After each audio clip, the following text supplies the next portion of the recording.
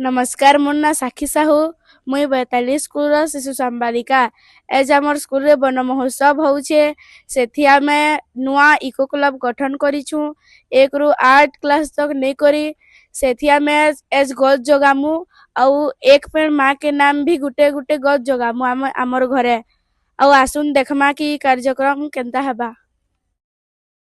बरगढ़ जिला Jharband block बैताली cluster अंतर्गत सरकारी उच्च प्राथमिक विद्यालय बैताली ठारे वन महोत्सव पालन हो जाइछि।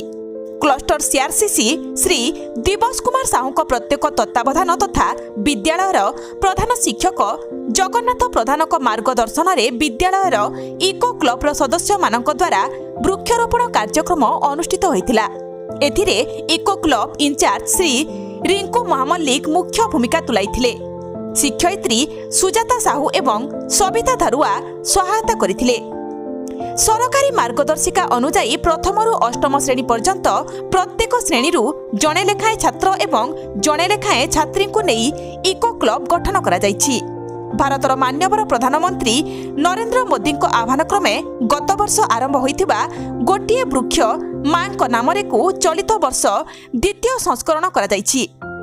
एथिरे प्रत्येक छात्र छात्री निज मां उद्देश्य रे गोटिए लेखाएं चारा रोपण करथिले।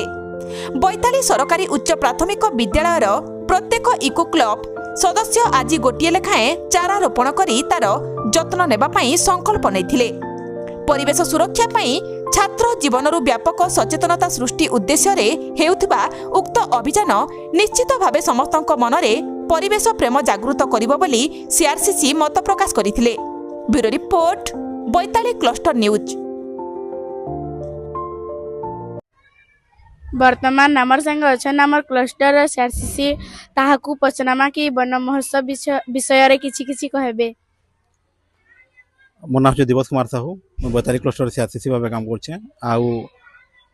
चलित जेन सप्ताह थिला आमर वन महोत्सव सप्ताह पालन होचे। तो इथिरे eco club for mission life रे आमर सब स्कूल रे इको क्लब फॉर्मेशन होइचे आ इको क्लब अनुकूल्य रे वन महोत्सव सप्ताह पालन करा होचे। आ माननीय प्रधानमंत्री नरेंद्र मोदी आह्वान क्रमे गत वर्ष एक पेड़ माँ के नाम आरंभ कराइला और चलित वर्ष एक पेड़ माँ के नाम 2.0 जेनटा कि 2 नंबर वर्ष 2 वर्ष करा होचे। तो इन छात्र छात्री मैंने आज बैताली स्कूल रे जेन कार्यक्रम होता समस्त छात्र छात्री मैंने निजर माँ ना गोटे गछ लगेछन। आउ आमे स्कूल रे भी अवेयरनेस कैंप करथिनु आ छुआ मान को कहिदिनु जे सेमाने निजर माँ मान ना रे गोटे गछ लगाबे सेमान फोटो माने अपलोड करके डिजिटल सर्टिफिकेट मध्य से पाई पारबे। तो निश्चित भाव जेन आमर इको क्लब तरफ आम स्कूल लेवल रे जेन माने सचेतनता कार्यक्रम करा होछि एटा आगामी दिन के आमर परिवेश सुरक्षा लगी बहुत बड़ काम देबा बोली आशा करछे। धन्यवाद।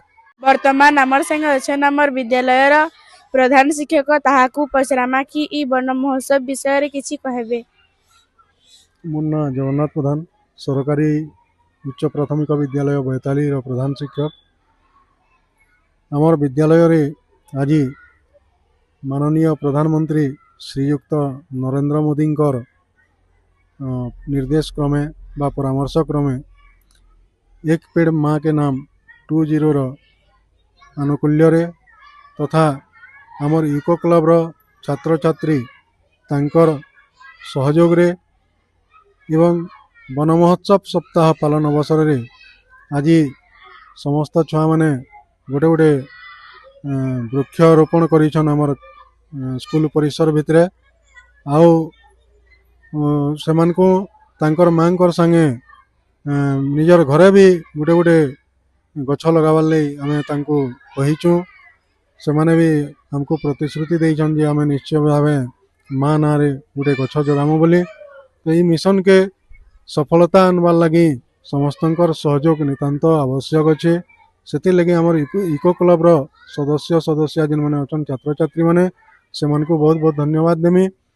एवं आमर वन महोत्सव पालन द्वारा आमर विद्यालय स्तर रे परिवेश बहुत सुंदर होचे जेनटा कि गोटे खुशी कथा है।